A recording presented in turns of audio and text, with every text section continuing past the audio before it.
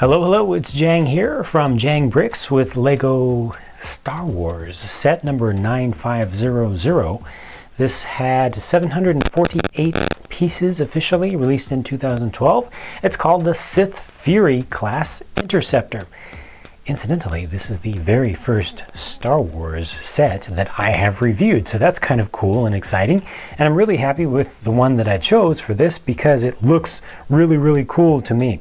So before I get into the craft itself, the interceptor itself, let me go ahead and take a look at the minifigures. There are 3 of them. Left to right, you've got Darth Malgus and then 2 identical Sith troopers. Darth Malgus, I think, looks great. I think he's pretty accurate to the concept art. This goes with the Old Republic game and the Great Galactic Wars timeline. I think they did a really nice job with the upper armor piece, the little respirator going in the front. They captured his look on his face pretty well. A little bit of asymmetry to the scarring pattern there. His lightsaber is very straightforward. It has just the chrome silver, not chrome, but the silver plated hilt and normal length of red blade. It does have the narrower cape on the back, so that gives just a nice draping down the sides. You can see that. I'll go ahead and see if I can get this lifted up so you can see underneath there. Does have some print on the back of the torso also, and that's his own torso. The Sith troopers themselves, they have some print on the back. The heads, only one face per head for all 3 of these.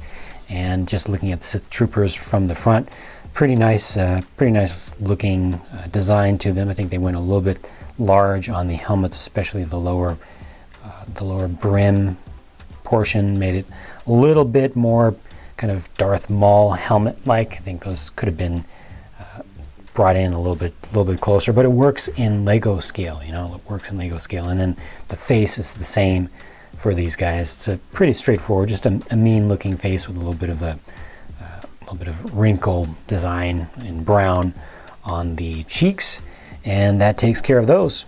There are 2 modes to the overall look and feel for the interceptor here, and I'll start with it in its most compact mode. I love it when they do that, when they have two different ways that you can look at it. I think this thing looks so good from so many angles. Nice contrast. They did a pretty good job of capturing the look of this craft. I think the only thing they could have done better was up here in front. If they, instead of using the print on the cockpit, it's a fully round bubble, they could have maybe brought in a little bit more depth, brought some pieces across the front here. I don't know if there are some arches that could have been made to work with that, along with some slopes to fill that in, but I think that's completely forgivable, completely. Got some stickers used here on the sides for some nice light and circuitry detail. Got some really nice angles there, some unusual angles, and they used some unusual building techniques to pull that off. I'll show you just a little bit on that. Coming around to the back of it, very good, very good. I think this should have had some sort of area that brought a little dark spot in the middle there just for accuracy, but I think 1 more piece or maybe 2 more pieces would have done well for that. Got your twin engines, they're in the right place. That looks really good. Nice detailing, nice shape, really good. You've got flick missiles on the sides. That is appropriate. The only thing that's a little bit off in terms of kind of the functionality of the way this would be is that they're supposed to have 4 laser cannons, and this one looks like it only has 2.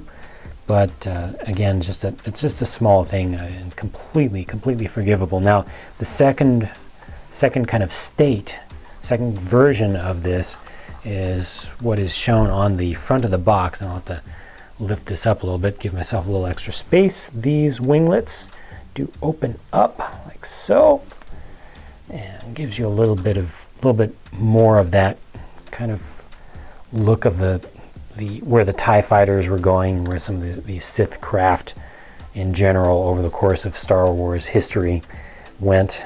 with the vertical or near vertical surfaces on the sides, but they hadn't gone full on just yet. I really like how, now the top ones, they just kind of fit in pretty normal. They just come down and they just come to a rest. The bottom ones actually have a lock, which is good for playing, because playability wise, if you just left these open like this on the bottom, they would fall off all the time, or they would fall down. If you wanted them to stay up, they wouldn't stay up. But they did a really nice thing here with the lock. They used 2 Technic ball connectors on an axle, and then they used a toe ball piece over here, a system toe ball piece, and those just come right together, and it fits in there, and it's going to snap. Snaps in place, holds it, locks it. It's not too hard, you know, and it just, that really works really well. I'm really happy with that, and again, looks good in both configurations. And again, you can see that with the angle here, you've got a little bit of an angle here, you've got a little bit of a different angle here, so there's some convergence.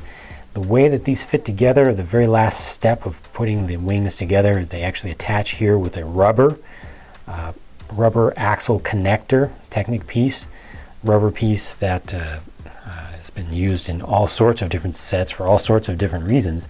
And here it is used to kind of cheat the system and give you a connection between these axle pins, you know, half axle here, half pin here, connection that is at a non-standard angle. So it's actually a bent connection, but it works.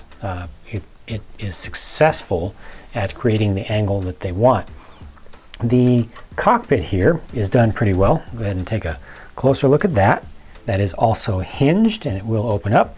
And you can open up like this, like so, and you can also open it up this way. So you can really open it way up.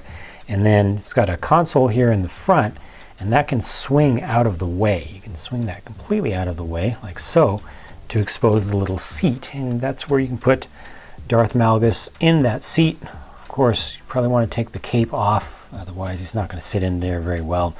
Unfortunately, there's no place to put his lightsaber. It would have been nice if they left a little hanger on the side just to hold his lightsaber, so you kind of have to keep that out.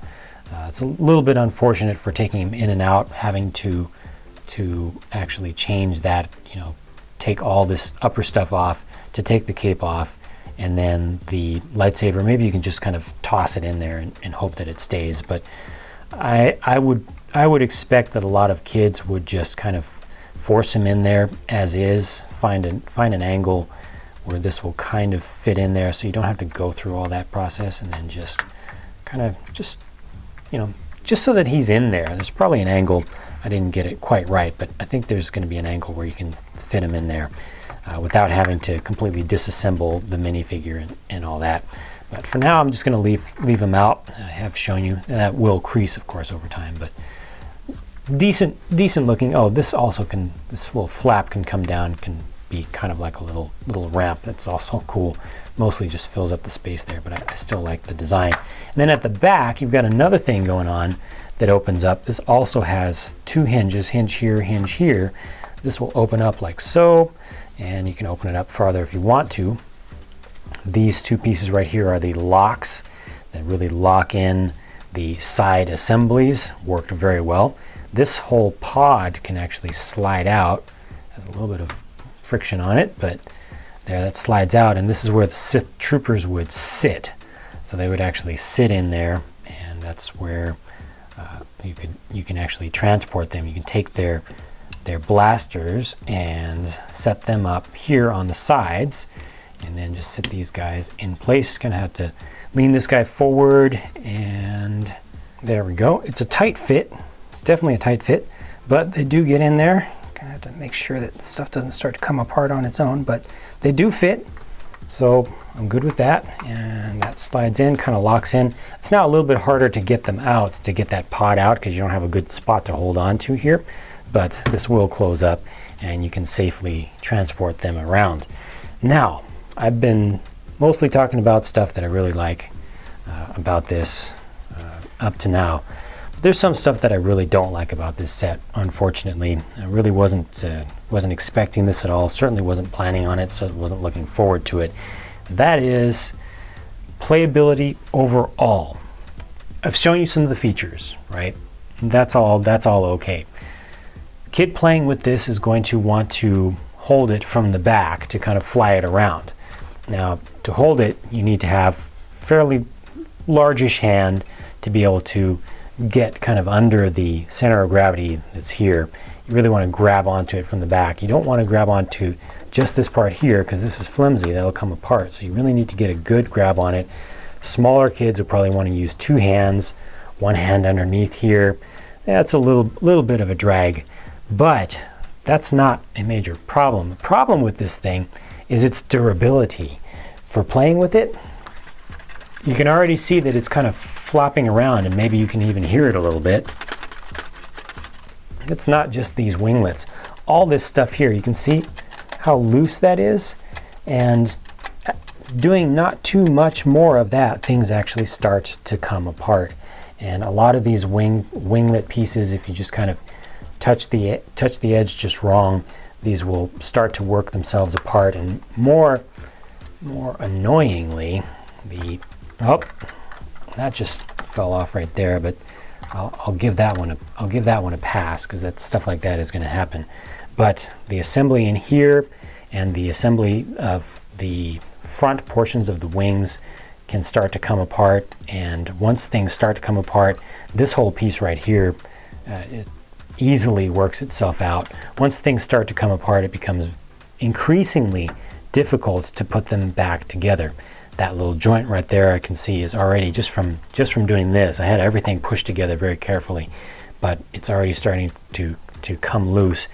And once I started seeing just how difficult it was to put this thing back together, how easily it tends to come apart, I can already see this joint right here is coming apart. I went and looked up some reviews from parents and kids, not super fans who are just trying to say, oh, it's cool, it's awesome, you know, it's the greatest thing ever, but folks who had actually had experience with kids playing with the thing. And I've found out that there's a pretty general consensus amongst real people, real users, real owners, that this is something that you build. It's a little bit tough to build the first time. You do encounter some of those self-disassembly issues, and then you put it on the shelf and you look at it. It's not something that is good to play with because it does fall apart on its own, and that's really, really unfortunate. And it's really something that I have to call out as a major loss, a major failure with this set, because it's they say ages 9 to 14 on this, and I would expect the target market to go even younger than that, honestly. And it's just not durable enough to really be played with, especially if you got multiple kids in the family, if you got or a kid and a friend playing with this together. It's not going to end well. Friendships could be strained from just one trying to be careful and just play along normally, and you know, stuff starts falling apart, and then it takes an adult or two to get it put back together. That's just not fun. So unfortunately, I cannot recommend this set to any kids who are going to want to actually play with it and actually fly it around. It looks really good, but this is something that's so fragile that it really needs to be owned by folks who are going to be more gentle with it. Look at it, or you know, if you're going to do any playing, just be very, very careful with it, because it can be really frustrating to have to put it together when, not if, but when things start to fall apart. Sure does look cool though. Cannot take that away from it. And I personally, as an adult fan of Lego, am still a fan of this set, but I don't think that it's good for kids. It would be better in the adult fan range, really. So that's it. That's it for my thoughts on this set, the very first Star Wars set from Lego that I have ever reviewed. So some really, really good things about it and some really, really bad, but I will be coming back to do more Lego set reviews and Lego Star Wars set reviews in particular, regardless, because I do really like the theme.